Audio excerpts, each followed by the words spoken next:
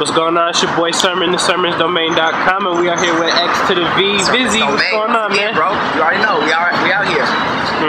Just rock Seattle. How did it go? Yo, this is sold out show box. It's like my 4th Seattle show. Crazy, like sold out. Saw Physics, we all showed out. It was, I walked out there, you know, the day after the tape just came out, so it was L7s all in the air. It was crazy. So Popular Culture did drop yesterday. Right. Where'd you get the idea to do like a project like this? I got the idea like right after Zero Heroes. I was thinking like, how can I follow up this project just in case we don't release the album, you know? And I needed something that could also promote the awesome EP coming out, and something that can promote what the sound of the album's like. When you hear the project Popular Culture, you hear the sound of what I'm doing with the Kids with Green Backpack, and I kind of wanted to get away from the popular culture theme of my music, so I did a whole tape around it, you know what I mean? Because the next tape, you know, the next album, The Kids with Green Backpack, is based around like my actual life. There's no, you know, there's no Wonkavator themes, there's no, you know, Our Real Monster themes or Breaking Bad themes. It's really just straight about, you know, the Kid with the Green Backpack and that story. So let's talk about the cover for the tape. Like why you chose to go in that kind of direction with it. I like the cover, by the way. Yo, thank you. The cover, you know, it was inspired by an old Simpsons picture I saw. I was just looking at old popular culture art and icons and just trying to get ideas on where I wanted to take the tape. And I saw an old Simpsons picture. And I have to show you what I'm talking about, but this old picture where all the Simpsons characters were in the living room, you know, and it's a classic Simpsons picture. And it was remade as manga. And it was a crazy portrait. And I was like, man, that's what popular culture is. How about I take the Simpsons living room, take all the Simpsons out of it, and put all these popular culture figures in with my Everybody's Nobody, because that sets you up for what the tape is about. I feel like we live in an era where everything is, you know, pop culture now. But it's a good thing for an artist like me, because I'm from a place where you don't see on television often. You don't see Wichita like on movies all the time. And when I came up with the idea, I was like, popular culture is perfect for me because that's how I can relate to the world. We all watch Dub. We all grew up on Power Rangers and Rugrats and NBA, you know, NBA on NBC. We grew up on that. So you can't deny that, no matter where you're from, whether you're from Nebraska, Alaska, Seattle, Wichita, New York, it don't matter. You can mess with that thing. We're all watching Breaking Bad.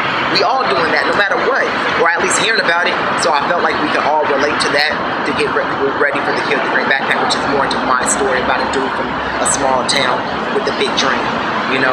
And it set it all up perfectly. Yeah, so The Kick remains one of my favorite records from you. Thank you. Like, what inspired you in DJ Technique to sample like the Inception theme and concept? It's crazy because me and DJ Technique met at a show just like this. He was he was actually driving me to my show, and he was, you know, he had the opportunity. He was the driver for the night, so he had the opportunity to play me beats, and he played me a bunch of beats. I'm like, dude, it's cold. Like, if you listen, like me and Technique and you know, B.O.B.was, who was his production partner, have done a lot of work together. So when you hear that, that was all his idea. But I was all into Inception at the time. So I was like, yo, bro, I need this beat. I don't know whose it is, what you got planned for it. This is mine, straight up. And he gave me the beat, and then just one night, like, The Kick was just a throwaway record. It wasn't for an album, it wasn't for a mixtape. I made that solely because I liked the beat. Yeah. I wasn't working on a tape, I wasn't doing anything, I was just making music. And I just, you know, he sampled Inception. I was, like I said, I was watching it heavily. I'm a huge Chris Nolan fan, obviously, Dark Knight. So I listened to it, and I was just like, The Kick. This is The Kick, this is my moment. And like I said, the whole popular culture thing was revolved around me taking things that everybody knows and everybody hears or, you know, watches, and use it for my real life, because I can use it as a metaphor that everybody gets.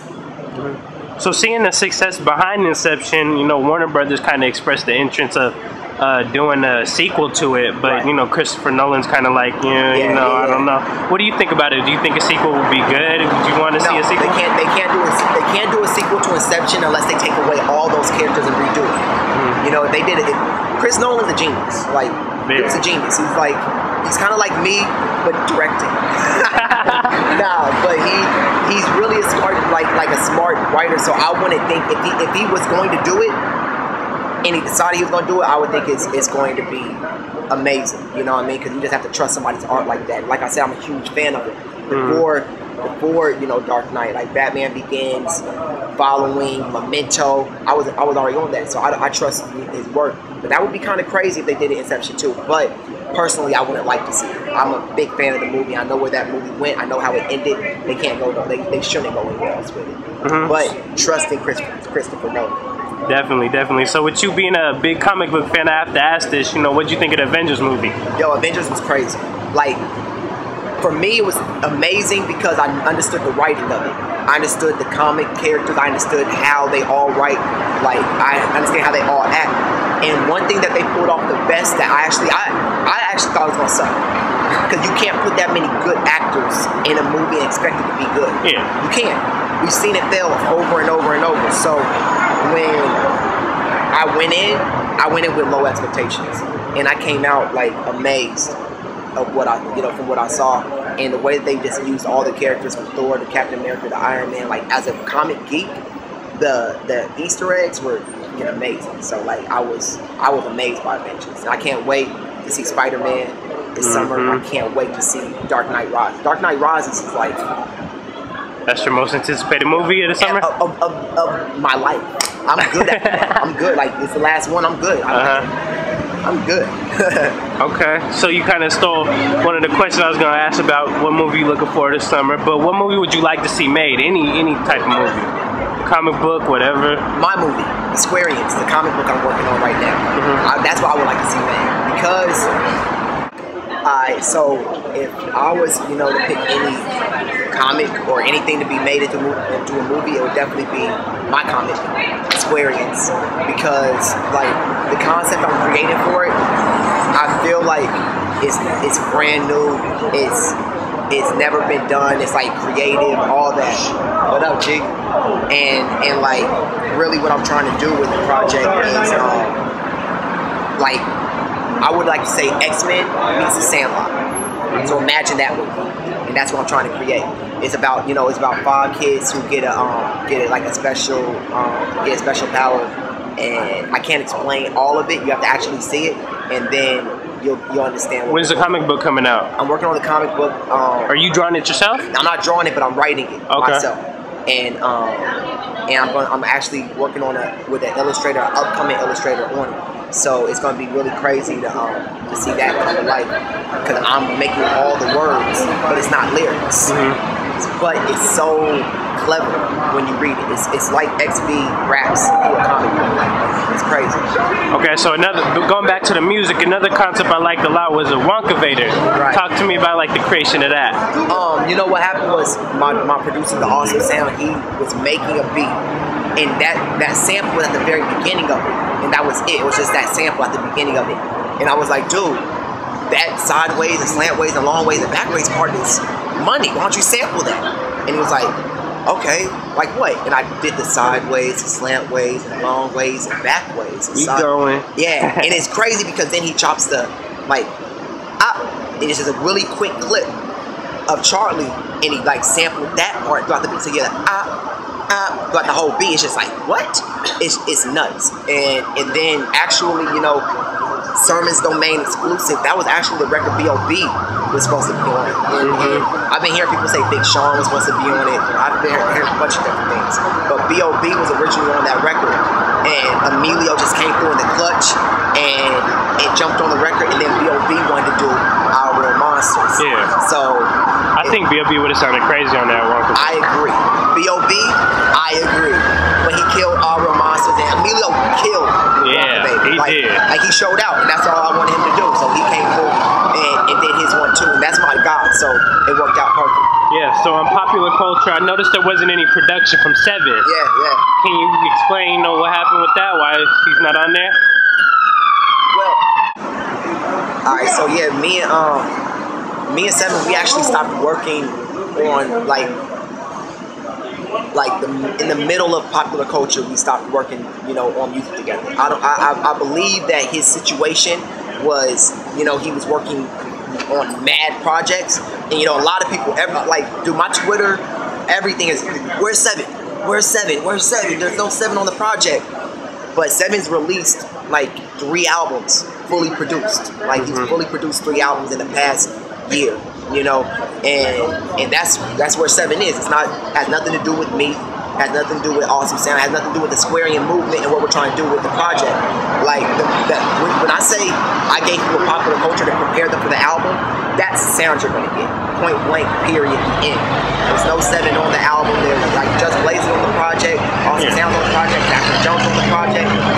Popular culture preparing you for what you're hearing, learning. So, you know, is there a chance you and Seven will work together in the future? I won't say we'll probably work together. There might be records that we've done together. There's maybe 3 or 4 records that we've done together with Just that we'll probably use. So you'll hear, you know, production from Seven and Just on the project, but that's about it probably. Okay, so let's get into this awesome EP you got coming out on the 26th. What inspired, you know, the title? Man, the Awesome EP, you know, it really just came from the success of 2011. And I had BET Cyphers, and I had NBA 2K12, and I had the Verizon commercials, all those things happened. So with that, I had to release this music on Zero Heroes and this music that's on commercials, because beyond the mixtapes, beyond the movement, I need to prove to the world that XB can sell records. I've never done that before, other than my 2006 independent album I did all by myself. You know, so I wanted to put out a project that wasn't my debut album with Warner to kind of get a feel for, you know, the vibe. And I wanted to include Awesome. I wanted to include Swerving and like 3 other tracks. And it's really just to catch people up. Popular culture, like I said, is getting people ready for what I'm doing with my debut album. The Awesome EP is to catch people up. You can hear the work with me and Seven, like, you can't take anything away from what we've done.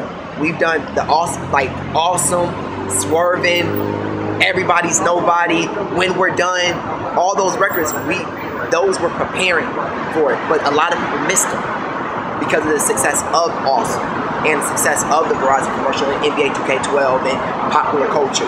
All these new things have led people to like finding out about it. So the Awesome EP is for people, you know, to rock to. Okay, so this is your first retail release underwater. You know, you've been signed for quite some time. Yeah, 2 years. It'll be 2 years in July. Does it frustrate you that it took so long just to get, you know, one release out? Because I know you took the shot at them on Our Monsters. You know, the shot wasn't about being released. It was about being changed. Like, when you hear the shot, I say my label tried to change me. Well, congratulations. Now look what you made. It wasn't really about, I've never been frustrated about releasing my debut because I haven't made the debut. You know, I haven't made 16, 13, 14, whatever the Kid with the Green Backpack is going to be. I haven't made those tracks yet. So I can't be frustrated that they're not putting out an album that I haven't made. You know, I'm frustrated in the fact that they don't understand my lane, my world. My world exists, and it's a big world. We just did that in Seattle. You know what I mean? So my frustration really came from not only my label, but blogs, radio, media, everything, acting like this lane doesn't exist. So that's what we're doing now. Like, bump, you know, forget what we've done with Warner. Forget what we've done with Warner in the past. We're moving forward. They understand it now. That's what popular culture was for. I walked in there. I said, listen, I have a project for y'all. We're gonna drop this Awesome EP. We're gonna drop popular culture. Trust me. And you know what? They trusted me. And now the Squarians are gonna rule the fucking world.